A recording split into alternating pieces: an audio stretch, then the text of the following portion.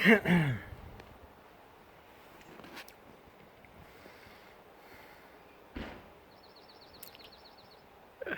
man, this is silly. Oh, all right. Filming myself for what? Oh well. Here we go. Okay, time for an update. This morning I was able to set the bench up, and I already had the template created from yesterday, so I had a little bit of time today. It's a busy day, but I figured if it doesn't get done, it doesn't get done. So here I am. And had a good time with it. Took me about, with the template, I don't know, 15 minutes or so just to drill or just to route out all these holes. 15 minutes, give or take an hour and a half or so. This is a lot of holes. Oh my lord. And I actually drilled 6 extra that I really didn't need because I set my template up for 6 foot and 7 foot because it's a 7-foot template. And on that 6 foot, you get an extra set of holes that would be 2 inches in from the edge. So I'm having a good time with my first pass and drilled that extra hole, didn't think about it, got on the next pass, drilled the extra hole, realized it, and then I thought, well, now I got to have symmetry at least. So I drilled a third one just in and then stopped with that for like several passes and then picked it up and did the last 3 on this side, so it's symmetrical at least.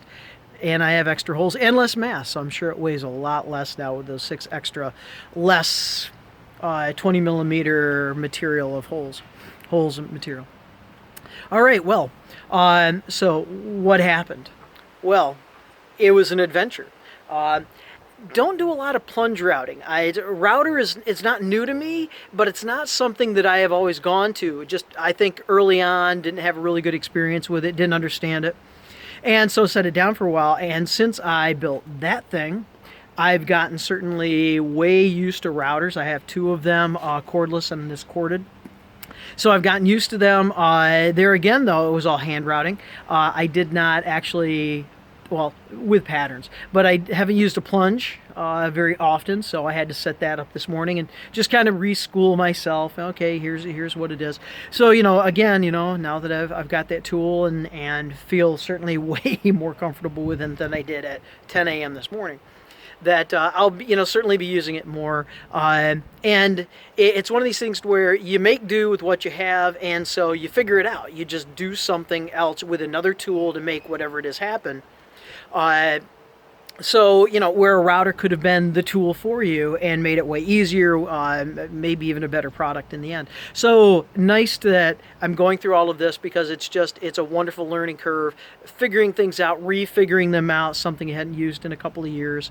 So I'm really happy with that. But anyway, this was a brand new plunge base. So, just kind of working with that. All right, well, issues. So I have my template. And I set it all up, on this one side. I even marked it all up just to make sure I knew the template. Had everything all laid out. So what I realized is it's not a perfect template. I set it up, face up. I had it all sanded both sides and rounded over and everything. But the A side certainly way better. So I have it all set up. Did my first pass of holes with clamps because there's nowhere to put the pegs. And so what happened? Well, I went to then as I wanted to shift it up, I realized, I've got some issues here. And so I need to spin it. So when I spun it, I realized it's not perfect. It's, for whatever reason, something is just, it's not symmetrical. And I did lay it out. I thought I was, oops, I'm sorry. So I thought I was very, very careful there on the layout, 4 inches in, 4 inches over, because I went with that. I'm not doing it in the 96 because I have an actual imperial bench. I don't have a metric bench. Although some aspects of it were measured in metric, it's not a metric bench. So I wanted to make sure that my holes more or less hit where they needed to hit. Well, as I spun my pattern around just to reverse it and just kind of walk it that way, my pegs weren't lining up with the holes that I had just drilled. So obviously an issue there. Well, okay, so you figure it out. And so all I did was I just took respun it, and then I just flipped it upside down, and I was using then this side, which is what I would have called the bottom side. And that, so, okay, well, everything's going to line up then because it's going to index on itself and all the holes are certainly going to be exactly where they need to be. And I just walked that across. Okay, that worked. It worked. Well, third pass in. I'm 3/4 of the way down the bench going that way. Routing, having a good time, singing a little Jason Aldean probably. And then all of a sudden, I feel one of these kind of things. And then my bench just kind of collapses. Funnier than anything. Well, I'm holding onto the router, so I just held the router, lifted it up. Of course, it unplunged. So it returned back to its stationary position. But on the way that it did so, as the bench collapsed, it nicked my template. And in such a way that meant that hole was no longer functional. I didn't see it at the time. I caught it on the next pass, I think. No, I caught it on that pass after I used it and realized I had an issue. But then I used it in one more pass and said, I just won't route that hole and I'll figure something else out. And I routed the hole again. So I have 2 holes that have that nick transferred into them. So anyway, but it was funny. Whole bench just kind of just gently, almost in slow motion, just collapsed out from under me. And I figured out what it was as I'm hossing back and forth with the router. And I'll tell you what, people on the internet, you make it look easy, like this router is just butter. It just glides over everything and it's butter. I don't know what the trick is, but it wasn't gliding over butter. I mean, it was cutting and doing everything I wanted it to do. Wasn't having really any issues. But I worked. I'm not going to do my upper body workout today. I'm done. This is it. But, with that, so every 2 or 3 passes, I stopped and adjusted the table saw, the bench sawhorses, because they would just creep. As I kind of pushed back and forth, they would creep a little bit, and then it would get tippy. So I just had to worry about that. So only one bench collapse. I did learn, and looks like I would have to right now actually readjust my legs if I wanted to do anything more with this. So I just did the last 3 passes. So that was the major thing. And so then as I was walking the template across, I would skip that one hole that had the nick, get the entire pass done, and then I would pull the pegs and I would slide the template down just one hole, repeg it, and then I could hit that hole with hit the one I missed with an undinged template hole. So, okay, situation fixed there, no problem. But the other thing I did realize is bench ain't as square as I want it to be. Well, square is square, and if it's not square, that's what it is. And I knew that a little bit. If you had followed any of these videos, a few videos back, I laid the bottom, the top out, cut them and everything. So I am, when I assembled it all, I assumed that those cuts, because I'm using kind of a homemade track saw, just to get my parallel cuts. And I don't have anything that was 7 or 8 feet long, so you cut a little bit and then you transfer over. So because I think mine is 5 feet. So in there, just not quite as exact, but I put the frame on, found the factory edges, squared it all up with that, and realized I had a little bit overage. I did even make my frame just a tiny bit smaller to make sure that I could sand the top and the bottom edges, flush them up, as opposed to having to try and sand aside to make sure everything is just true to itself and not one thing being proud of the other. However, best laid plans. This is my rough draft. I'm not too worried about it, even with the nicks and the holes. It's a learning curve. I'm loving this. So if I do it again, it's going to be that much better. There are a lot of things I would already change on this, so I do understand that process. Unfortunately, I'm not a creative person. I couldn't figure this out for myself in 50 years, I don't think, to where I would come up with this design and it would be this well off right off the bat. And I know, it can go through several iterations with a builder out there, Ron, or anybody else. But it's something that I don't innovate, but I can take somebody's innovation and modify it and make it work for me and make it from that respect. So anyway, it is working out. But those were my issues as far as that goes. And what I also realized is, because it's not square, wherever because I started on that side and moved this way, started out, I was, flush on both edges. As I walked it this way, I realized that it was not, if I measured these holes and those holes down there 2 inches in, they're not going to be. These holes actually, everything just kind of angled this way ever so slightly, ever so slightly. So, oops, I'm sorry. So it's not a perfect grid in that it's just a little off kilter with everything. Fortunately, even with this rough draft, it's not going to be something that I'm going to overly rely on. If I put the bench dogs in, that they're going to be perfectly square. Now they should be square with each other. They're just not square with the edge of the bench. In and of however good this template is, the spacing may be off, but ever so slightly as it crept over. And I didn't reference like from this to get to that. It wasn't like that at all. I referenced from one edge of the board, drew a little grid, cross-hatched, found my spots. But however that worked, it's just one of these things. I think if I ever had a chance to CNC something, that would be the thing that I would CNC. I would just CNC this as opposed to that. Because of cost, maybe. I don't know what it takes to do an entire top. If you went to somebody and say, yeah, well, I need a 3x6, 3x7, 4x8 top with all of these holes. Can you CNC it for me? I don't know what that would cost. I don't know if it's $100 or $1,000. I really don't. But I'm assuming just a set of holes on a single 8-foot by 1-foot strip, or mine's 7x1, or a 6x1, whatever you do. Certainly that can't be that expensive. I don't know what the fractional cost would be, but that's what I would do. Make sure this is laid out really super precise, and then I'm okay with transferring it to here. I like working with the material. I don't want to pre-order a top. I would prefer to do this myself, make my mistakes, and have a good time with it. Now, hell, I learned heck. I learned a lot here. And I've done stuff like this before. Not this, but I've done a lot of woodworking before, so I'm really happy with this. So that's what I did. Were there any other issues? Not really.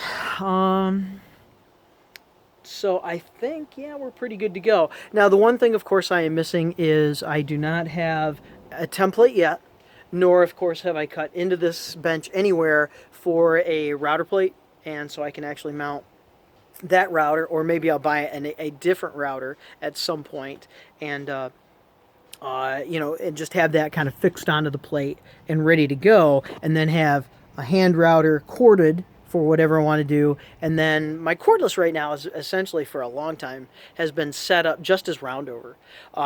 Probably not, it's a very limited use for a, I don't know, $150, $200 router. And to me, $150, $200, that's a lot of money. That was a big purchase of mine. That's, I can't look at that and say, oh, I'll just take 4 of them.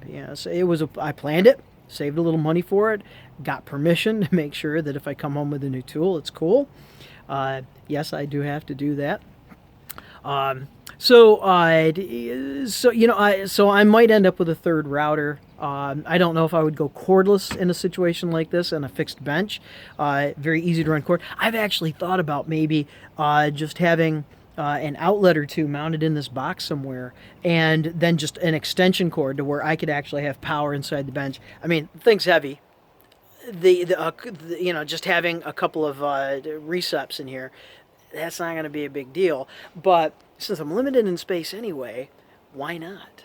I kind of almost permanently have an extension cord attached to my miter box because I'm always, far enough away from power to where an extension cord works out. So why not this? It reminds me in school of those carts where you would have either the AV projector, those old ones, remember those things? Or, anything like that. Now, and I'm not talking like ancient 16 millimeter projectors, which I watched in school, by the way. Love them. I still have a couple of reels of some science stuff. Very, very cool.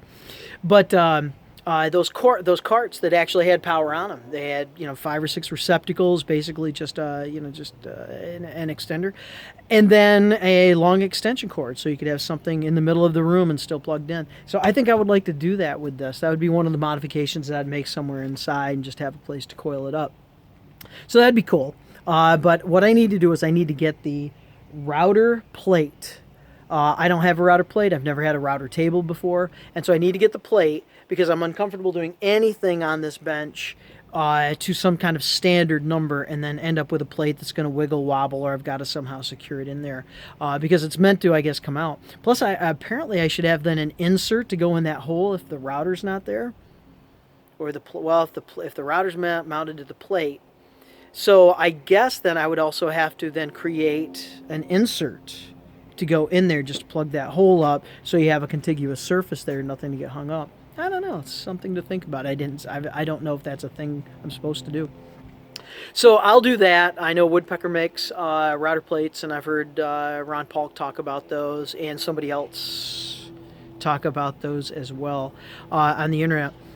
So we will, I'll wait for that. That's going to take a while. It's not anything that I need right today or tomorrow, so I'll wait, watch a few videos, see if anybody recommends one over the other. If it's going to work with this router, or do I need to buy a different router. If I bought a corded router, I could go Milwaukee or anything. If I bought a cordless router, I'd still be stuck with Dewalt because I don't want to have a second battery system. All right, well, I've talked way longer than I anticipated. But that's kind of where we're at, and that's the methodology going through this. So I'll catch you probably when I do the router stuff, and that could be 2 weeks, 2 months from now. I have no idea. Otherwise, it officially is done. I have to sand the top, sand the sides to make sure everything kind of flushes up as flush as I need it to be.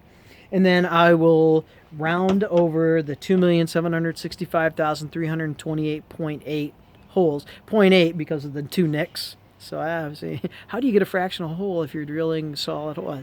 0.8. I nicked it. So I was right all along. Didn't even know why I was right. Other than that, though, actually what I did drill or route out was, not counting the template, 226 of these very bad dog bench dog holes. And wow. Oh yeah, and you get to make the pegs. So I made my own bench dogs. I didn't need to set up a table saw. I've seen where you can set up a table saw and you can kind of cuff these things down using the edge of the blade. I've done that with other things before. But with these, because I bought them at I didn't get them at 1 inch. I got them at like 7/8. So 7/8, 13/16 is very close to 20 millimeter. And so what I was able to do is just set up my belt sander and just really take a little bit off of them until they fit in my template. And once they fit in the template, in the 20 millimeter pre-drilled holes that are meant simply to index your entire your entire jig all the way across, that I was good to go there. And they, by golly, they work. Wouldn't that have been funny if that thing didn't fit? Oh man, 226 holes that wouldn't work with this peg. Well, change the peg. No, I'd change the board, because this peg is perfect. And so if this peg didn't fit, I would swap this out tomorrow. All right, well, I'm having a good time, and I'm not drinking anything but coffee. Dark roast, extra large, black, Dunkin' Donuts. Not bad, not bad. Yeah, that's it. Okay. Well, see you, not quite sure when at this point. For you, if you're watching along, why are you watching along? But if you've actually stuck with me, the next video for you would be like, oh, just next on the playlist. For me, it may be 2 months from now. I don't know.